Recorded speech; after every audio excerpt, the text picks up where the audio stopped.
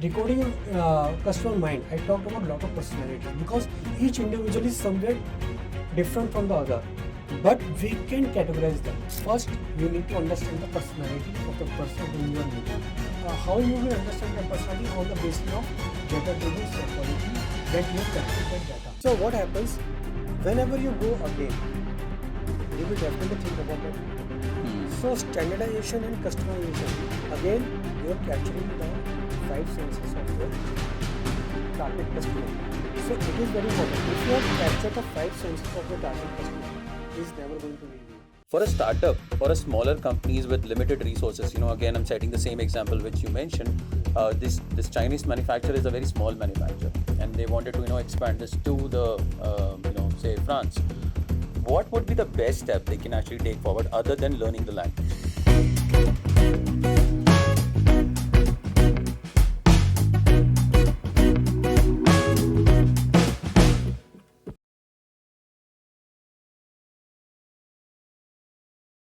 A very happy new year to you. And when we start this podcast, I'm pretty excited about the fact that after shooting 23 episodes, and that very moment when I was looking for a sales podcast, I didn't find, that one person who can give me the same psychology and the same mindset to talk about how these things work. There are few questions about it. Why do the top 20% of the salespeople make 80% of the money? What are they doing differently? Why are their clients not only buying once, but coming back time and again? When I first stepped into the world of market research, I never imagined I find myself in sales or business development.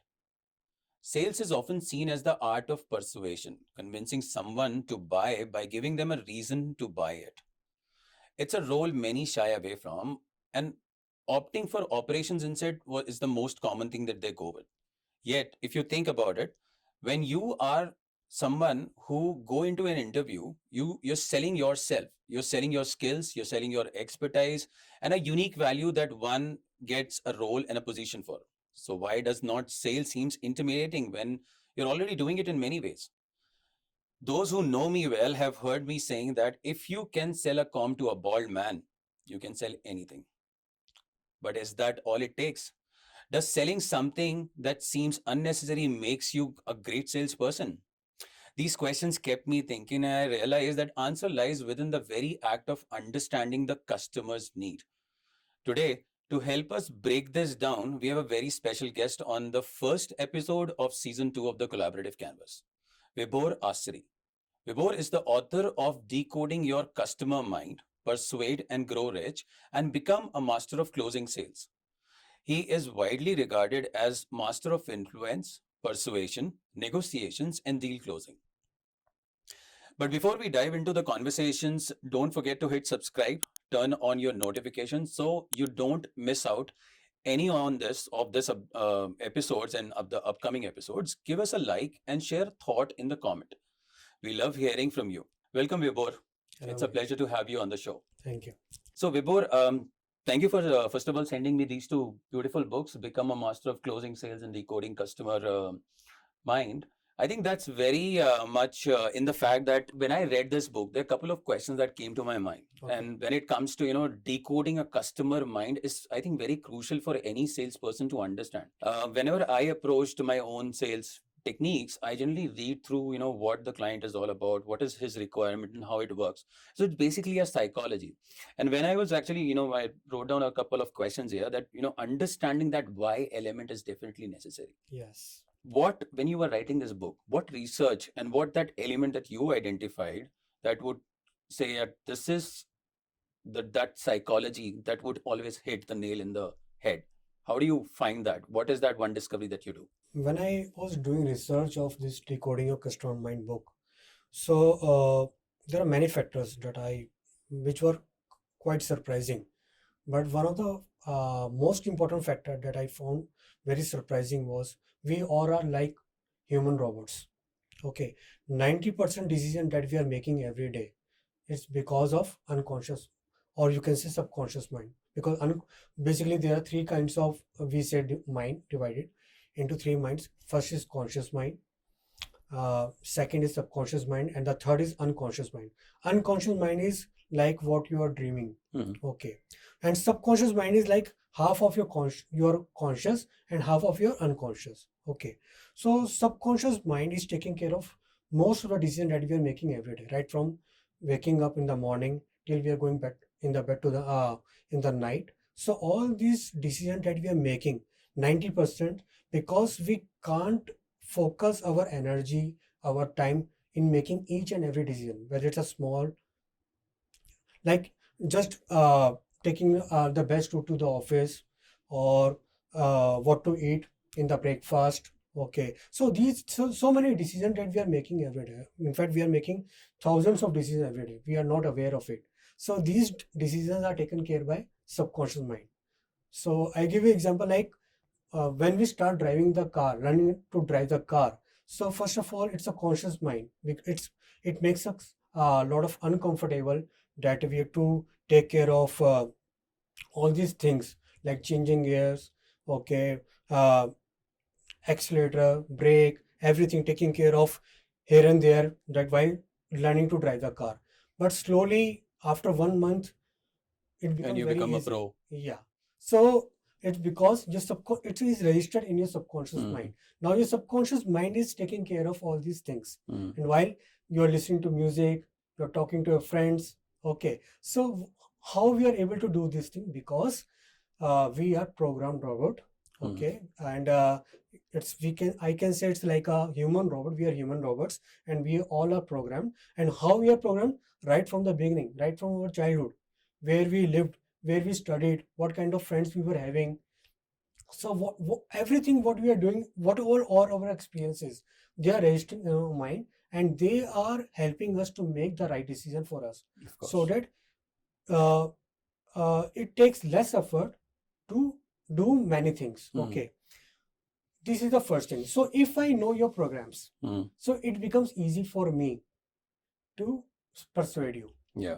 Okay, so I just need to know, understand your programs, understand your personality. So decoding a customer mind, I talked about a lot of personalities, because each individual is somewhere different from the other, but we can categorize them on the basis of few factors. Okay, and then it becomes easy for me to understand your programs. So how you're going to make decision, what you're going to do. And once I learn your programs, once I learn your psychology, it becomes easy for me to persuade you to do things that I want you to do. So it's more again, the fact is that, we're collecting data. Yeah, It's more of data-driven psychology. data driven psychology, right. Second thing that I found very surprising was the major decision that we are making. Okay, it's because of our primal emotions. What are primal emotions? These are the raw emotions. These are the emotions that we will never accept in public, but we buy emotionally, but justify logically, so that others will not consider us as a kind of stupid or selfish or some kind, because we are living in a civilized society. Okay, so these primal emotions, these raw emotions, they are helping us to make big decisions, but we are not ready to admit it. If you're making any decision, if you're giving me some order, some business, and I say you gave me order because of this reason, maybe you will not accept it, because it is very raw emotion or very primal emotion. I have discussed about a few of these emotions, okay, in this book. So but you will justify logically, because we are living, because uh, we are social animals. Okay, so we are living in a society, so we have to behave according to the society. But the decisions, why we are choosing this option, not that option, is because of our primal emotions that sometimes we are not even ready to admit ourselves. It can be dark. Okay, so these two findings were very surprising for me, that I mentioned in this book. And we talked about data-driven strategies. I mean, those are the psychology that, even when we go and we find, say, customer, Yeah, and we wanted to know what he does and what she's doing, or, we try to understand their behavior over, certain point of time before we actually identify that problem. So as a salesperson, when we, go with the data-driven strategies into marketing or any other industry, can you share a successful example, where you've employed these strategies, where you've scrap the data and then you have developed something and then you've probably taught somebody or you've done it in Yeah. your life? So there are a lot of examples because uh, in fact I mentioned a lot of factors that if because my career started as a B2B, okay, B2B selling.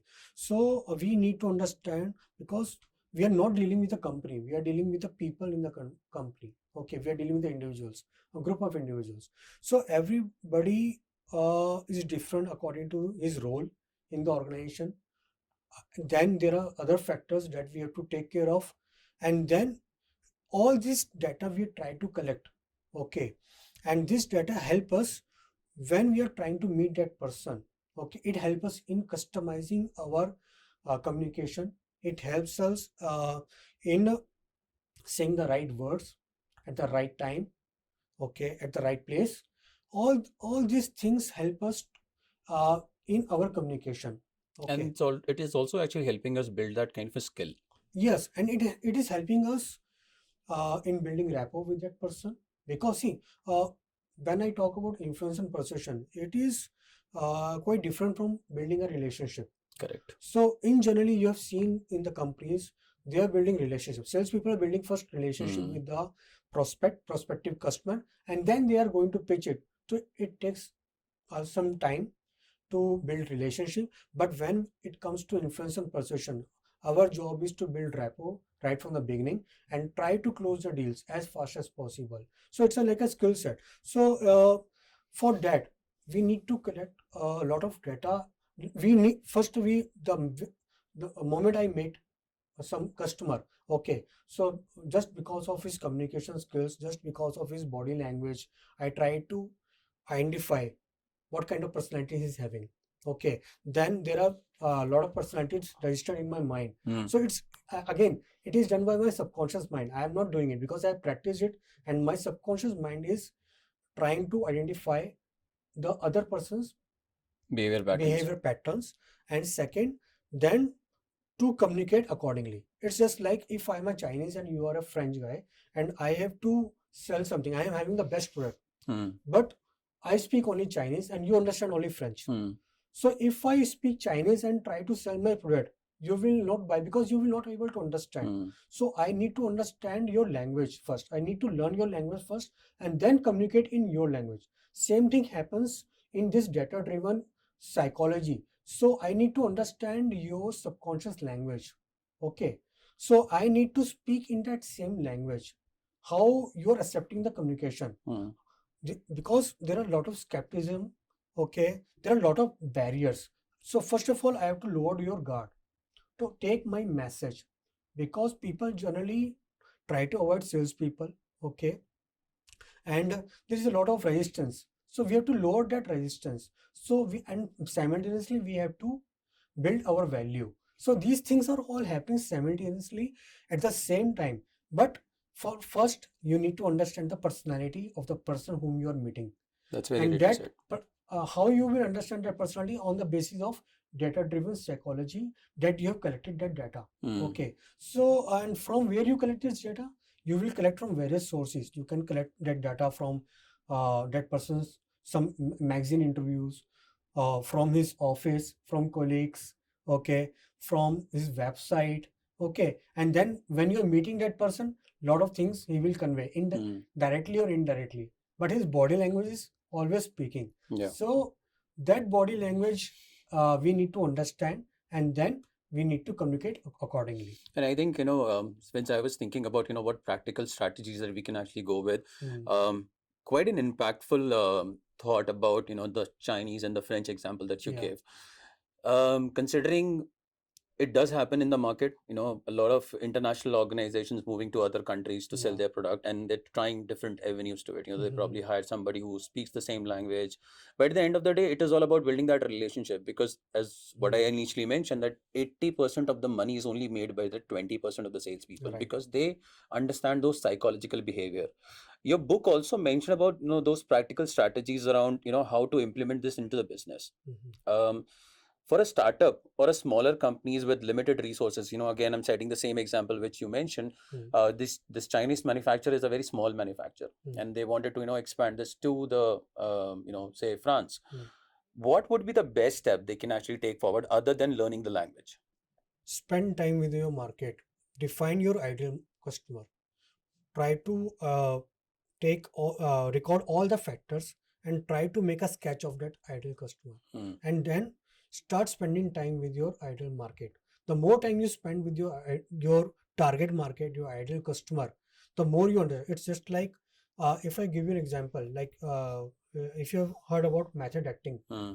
So method acting is basically, for example, like in Hollywood, Robert De Niro, Al Pacino. So Hmm. these guys are called method actors. So what is method acting? Basically, uh, before coming before start playing that role in the movie, they start spending time uh, as a spending time as a living as a character Yeah. at the same time. For example, Robert De Niro's movie was a taxi driver. Hmm. So he started spending time living as a taxi driver Hmm. so that he can understand how they feel like the whole day. Hmm. So because it helps him, so when he's playing that character in the movie, it helps him. He's see the factor is congruence. What you're saying and what your body is saying, it should match each other.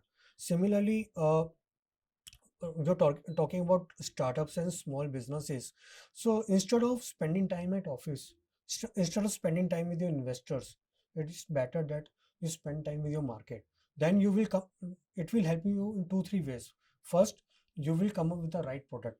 Okay, you will understand because you have understood that market. You will come up with the right product, which will directly hit to the, you can say, subconscious mind or triggers that programs, and they will buy your product. Hmm. Second thing, your message will be helping you in building rapport, immediate rapport with that market. So, and third, it will help you in closing those deals Hmm. fast. Okay, and I can say in other way also, like standardization, like you say, Chinese company is going to France. Hmm. So, I give you example like McDonald's. They are all over All the over the world. world, huh? Okay, so they are following standardization practice. Like you will get the same experience wherever you get. Hmm. You wherever you go, you will get Just the the same food experience. menu may be The food different. menu will be different because if you are in an Indian market, you Hmm. will have some different varieties. If you're, but their ambience, their way of communication, their way of working, you will find. So Yeah. you will expect the same experience. Hmm. Okay. The opposite of this is customization. Hmm. Okay, so customization is where you are reading your target market and you're customizing your product or your services or the entire company Hmm. according to that customer or that person. So he will again get the a very good experience. He will remember that experience. For example, uh, you are going to stay in a hotel. So before that staying, you book that hotel, and next week you're going to stay in that hotel in different city. So they send you like a short questionnaire. What are your preferences? What do you like? Okay, so it's like a 1 or 2 word answer that Hmm. they ask for the 15-20 questions, and they ask to reply in 1 or 2 answer, Hmm. 1 or 2 word answer. Okay, and you forward, and next week when you reach there and you found that everything you are experiencing is according to your taste. Hmm. Okay, right from the perfume, right from the newspaper that you love to read, your choice newspaper, then your favorite TV They program, basically customize they're as per your customized requirement. according to you. Hmm. So what happens whenever you go again, you will definitely think about that hotel. Hmm. So standardization and customization, again, you're capturing the five senses of your target customer. So it is very important. If you have captured the five senses of your target customer, he is never going to leave you. Yeah, I think in the current modern world, we have internet, Yeah, and we call it a cookie policy to be accepted. yeah, So we know what preferences they are, and accordingly we show those ads onto, probably Amazon or Facebook, and that's how people are, remembering that, this is what their preferences were, and that is why they're seeing the same ad. yeah. Because in tech companies, it's very easy because they are having very sophisticated technologies like AI, machine learning, and this is it. Because what content they are suggesting, like in Facebook, YouTube. So that is they are completely reading you Hmm. every time. Okay, and then Netflix is there. Okay, they are suggesting movies according to your past behavior. Mm. So for big tech companies, they are doing it. They are already doing it. But if you're talking about startup and small companies, they have to do it manually. They have to capture your data and then record that data in their CRM or any software, even in spreadsheet. They can do it and then give you that kind of experience that you always want. That kind of a personalized experience. Personalized experience. So it can be customized or it can be standardized. Yeah. In both ways. And the other book, I was talking about this as well when I was reading that, it does mention, become the master of closing sales. Right. And closing sales is not something that, you just do with a click. You probably Right. have to pursue a lot of question and answer sessions. You have to understand your customer centricity mind that needed to be done. What specific example out of the book that is your most favorite one that you can talk about, where understanding customer psychology in the sales cycle would help any salesperson close the deal sooner? One of the techniques that I always tell salespeople to follow right from the beginning, which I think is really very important, is what I call belief close. Belief close means your customer is very smart. Don't act smart in front of your customer. You have to be sincere instead of smart. Okay. Yeah. Show your sincerity. They are not looking for your smartness. Okay. Now what happens? Even I have experienced a lot of time that recently also I visited one car showroom. Again I found the same thing that I used to tell. Okay, what you're pitching to your customer and what you're having, it can't be different. Exactly. Suppose you are selling X brand car and you are driving Y brand car. So if in case customer see you somewhere that you are driving Y brand, or maybe he came to know that you are having different brand and you are selling different brand, so customer is always noticing unconsciously, you can say, or maybe he tried to find out, but he will come to know that what you are selling and what you are using. So it means there is a lack of belief. If I am having the belief in my product, so I will be the first person to buy and use that product, and then only I will sell to my customer. Exactly. So you can see this example, like you have seen MLM companies, multi-level marketing companies, for example Amway, Herbalife. So what they are doing, they are using the same product themselves and then they are selling the same product to the customer. So basically if they are selling some kind of herbal tea, so they are drinking that tea in front of customer. They're actually selling experiences. Yeah, they're selling experience. They say they have complete faith in that product. They believe in that product. It's not that they are using different product and selling because they have to sell it. Not only the sake of selling. They have a complete conviction about that product. So customer is buying your conviction. So that belief, that conviction is very important in your overall doing, in your overall, not just your body language, whatever you're doing in front of customer.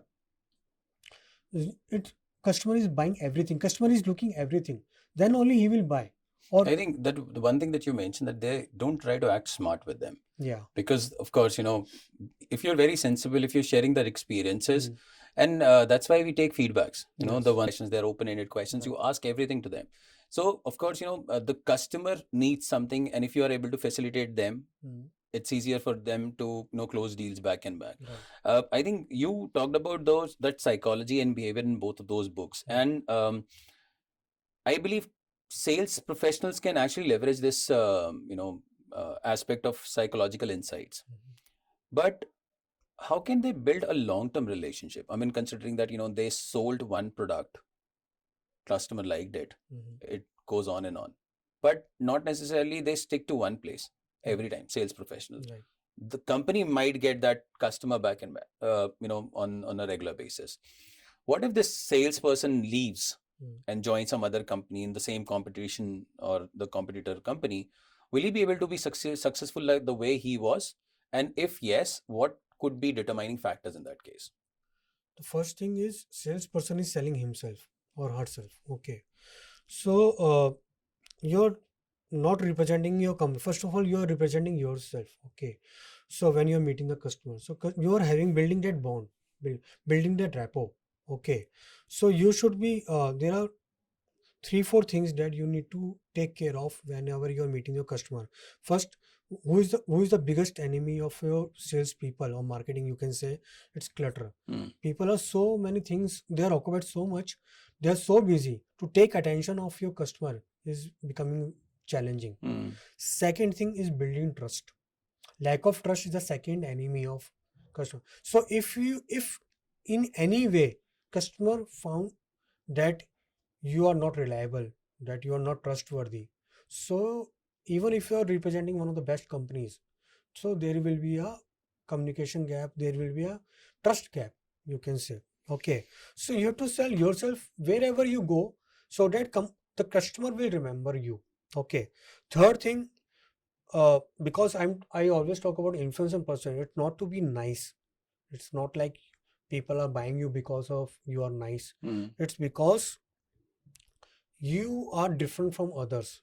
Okay, right from building rapport, right from applying techniques, right from close up to closing.